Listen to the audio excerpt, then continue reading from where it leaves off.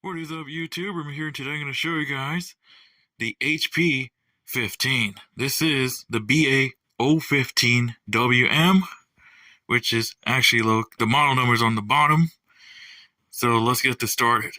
So I got this laptop back in March 2025 for just $5 at Savers, which is kind of a rare opportunity to get one because I've seen at least two laptops with that price on March 21st, 2025. So that's when I bought it. So I bought this laptop at the Savers located in Arcadia. So with that being said, why not go and do a video of it? Like, it's already 2026, so why not do it right now? So let's open it up real quick.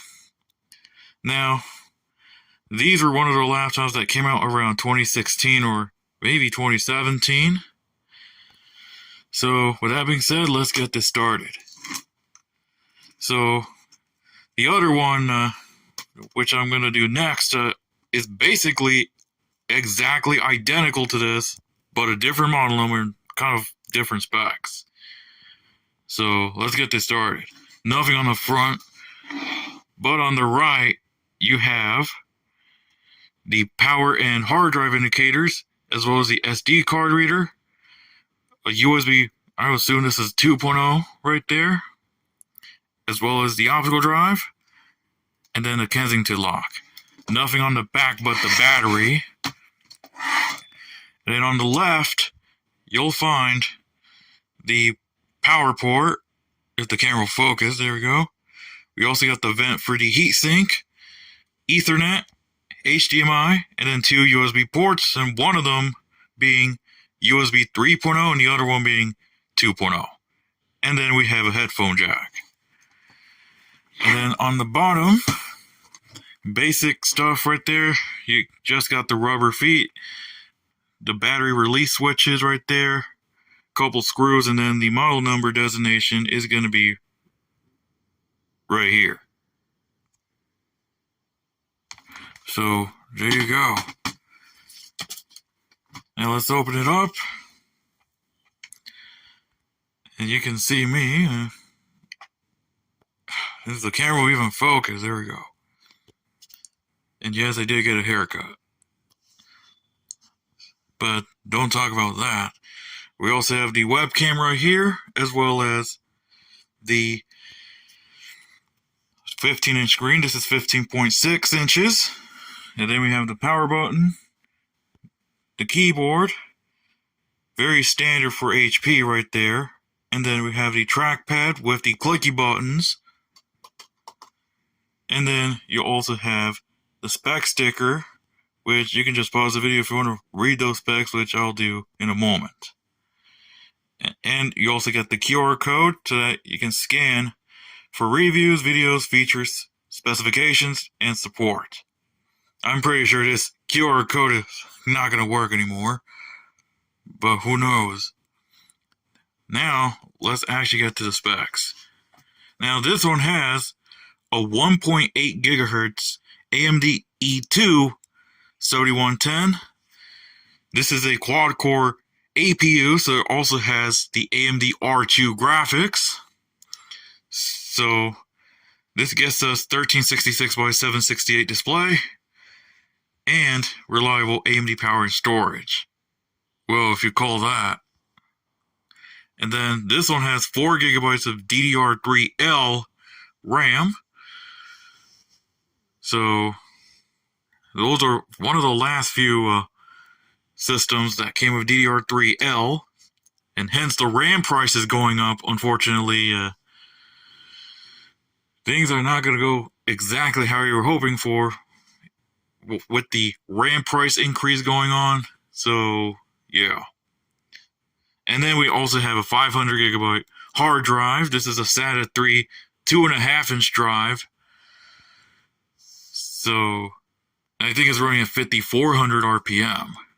And it's running Windows 10 Home 64-bit. So there you go. Obviously the battery is stone dead, so I'm gonna go ahead and plug it in, and I'll go ahead and skip right to the desktop. So, with the magic of video editing, I'm gonna pause the video, so I'll be back. Alright folks, so just boot into Windows 10.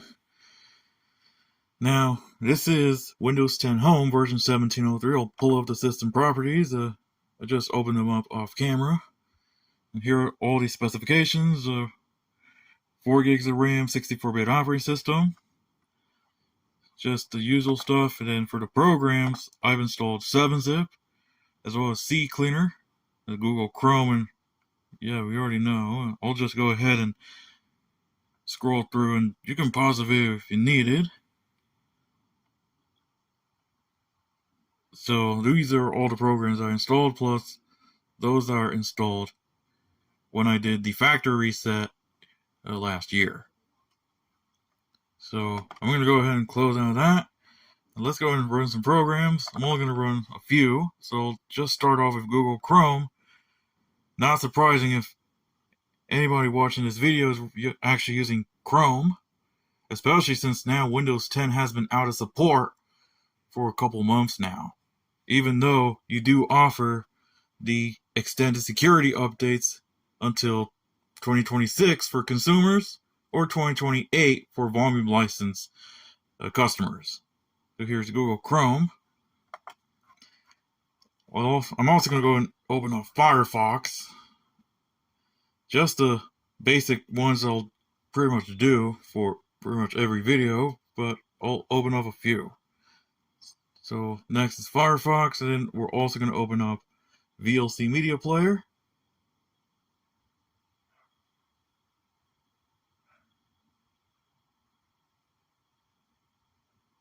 So here's Firefox.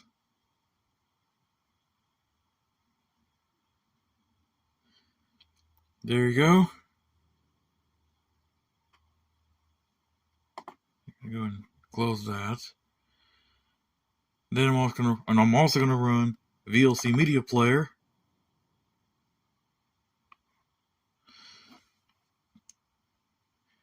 In case you're wondering why I have so many of these systems, I basically use them for, collector's items. So yeah, just opening up VLC. It takes some time to literally open up programs thanks to this hard drive. And then I'm gonna tell you guys the benchmarks in a little bit.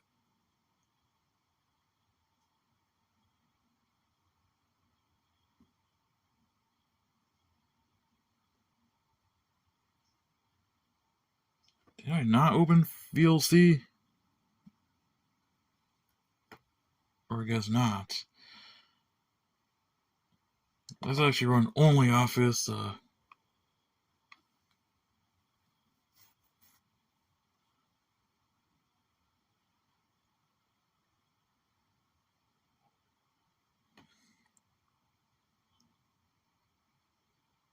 Okay, only Office is coming up.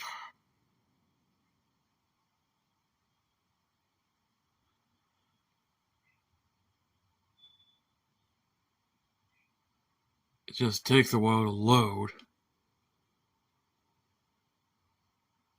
And I'm actually going to open up the benchmarks so that I can go ahead and open up a spreadsheet. So this is only Office. Oh, there we go. There's VLC. Just took a while to load. So here's VLC Media Player.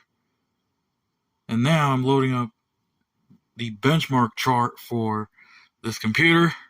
So now, speaking of benchmarks, by the way, one of these will not reflect what I'm going to say in the video, so these are all the benchmarks, but I will go ahead and tell you guys anyway. So let's go ahead and get to the benchmarks. So starting off with CPU-Z, using version 1.80, we saw a multi-core score of 400.3 and a single core score of 102. Now again, this processor is from 2015. if I'm not mistaken. So yeah. Then after doing the CPU test, I then did Classic Cube with the enhanced preset with no FPS cap. Pretty much every single benchmark will have those results. But running Classic Cube with lots of stuff going on, you know, flying. I don't think I actually did flying in this one, but I did do some chunks. We saw an average of 288 FPS with 0.1% loads of 205. So not really surprising considering that Classic Cube is basically designed to be run on pretty much any older hardware. After that is Open Arena, running in 1366 by 768 with everything else default, and running the built-in demo benchmark, saw an average of 62 FPS and 0.1% loads of 34.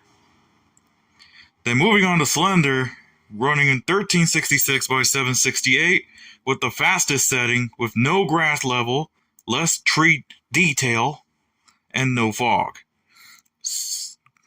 The average is kind of little good at 38 FPS, but not so great 0.1% loads of 21.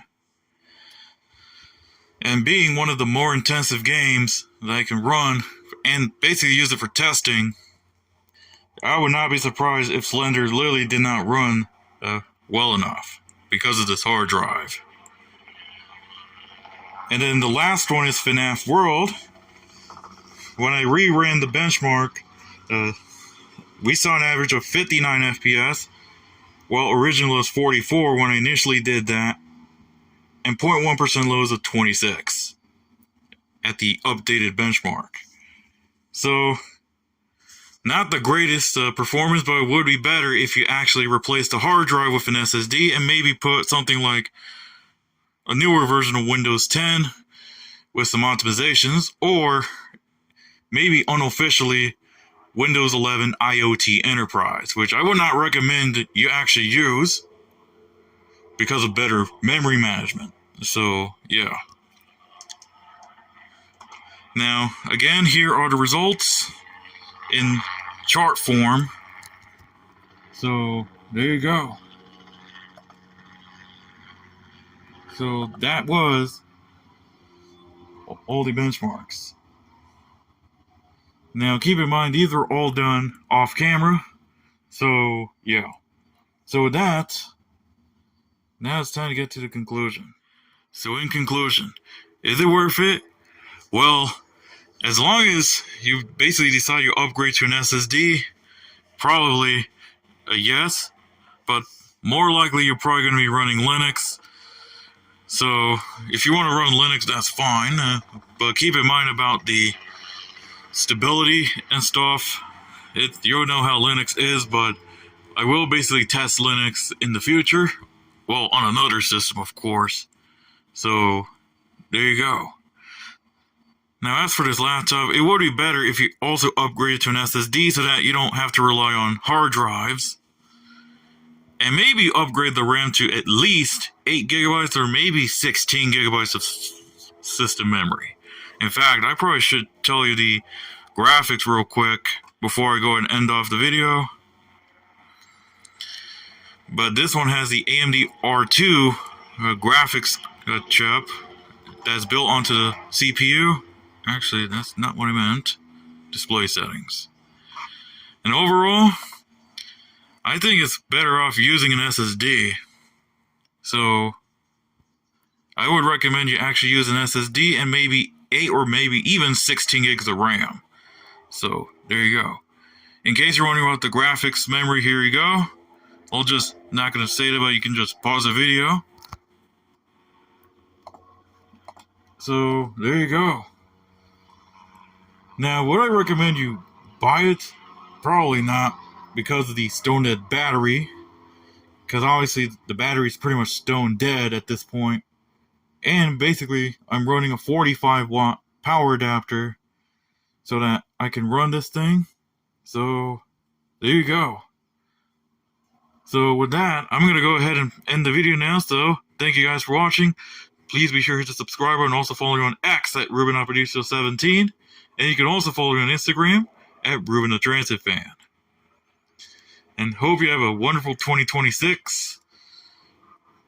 Because I gotta go ahead and get the other two ready to go for today. So, with that, that's gonna be it for the HP 15 BA015 WM. So with that, I'll see you next time.